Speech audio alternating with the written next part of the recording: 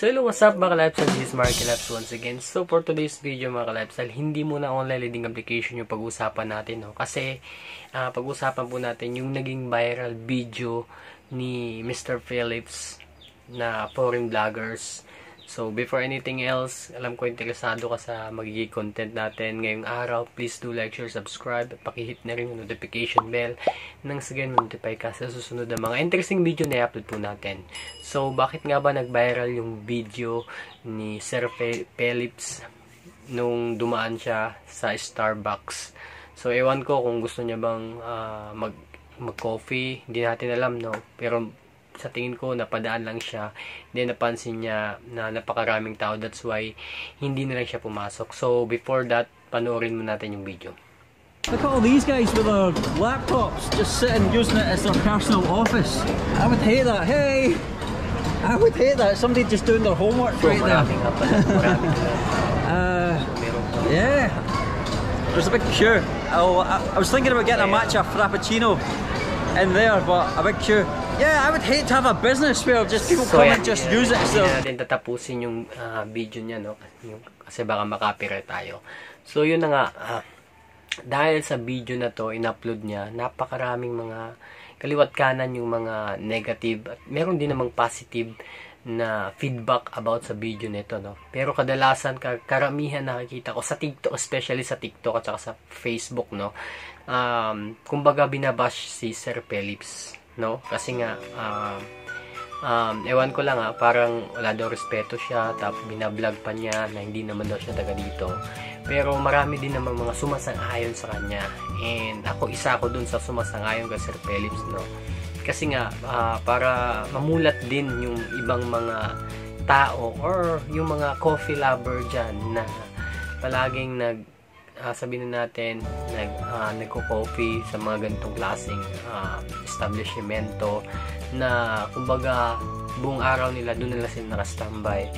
So meron din naman talagang mga magbabarkada sabihin natin hindi lahat nag-order pero nagpunta doon, nag-wifi lang.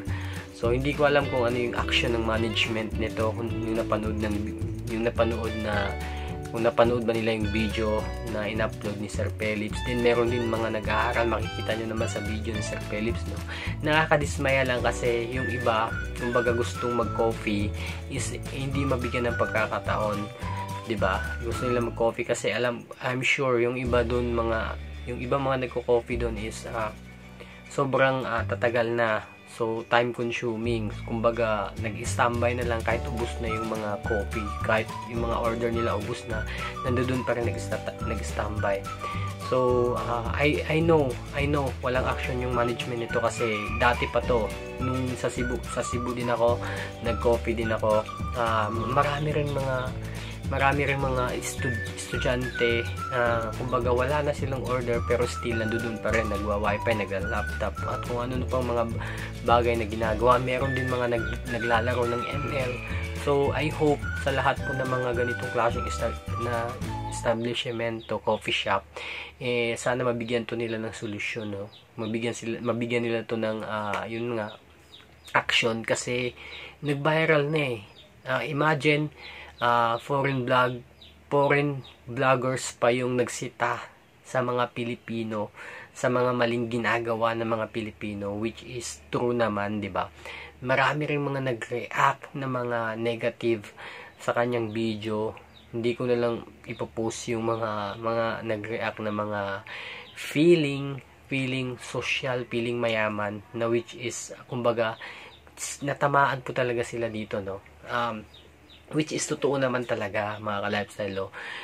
Bigyan natin, kumbaga, kahit ikaw mismo sa sarili mo, nag-coffee ka, then, alam mong maraming mga customers that day, then, ikaw tapos ka na, matik yan, dapat lumabas ka na, hindi yung mag-standby ka pa, kakain ka pa ng ilang oras, dahil sa kaka-wifi, di ba?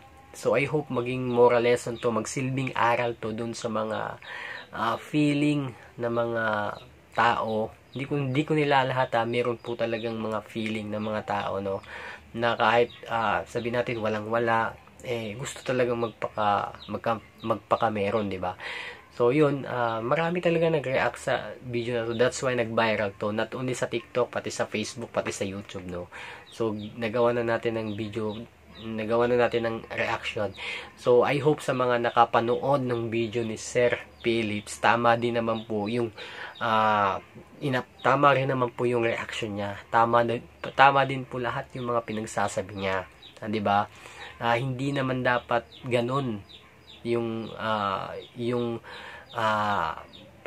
kung hindi naman dapat ganun yung makikita niya, kasi coffee shop po yun merong nag-aaral, merong nagkukwentuhan, merong naglalaro, merong yun lang, nagla-laptop, di ba? So common sense initiative na lang. Tayo mga Pilipino, dapat tumanggap po tayo ng kamalian. Okay? Kung sinita tayo, ang nakakalungkot nga lang, ibang foreign vloggers pa yung sumita, 'di ba? So ngayon medyo nag-viral na. Alam ko kahit papaano merong mga actions magagawa ang mga establishmentong ganito, especially sikat ito, no? Not only yung Starbucks, napakarami pa, almost lahat ng mga coffee shop na lahat ng mga coffee shop na merong mga wifi or merong mga internet. Ganito talaga yung mga senaryo, mga ka-lifestyle. I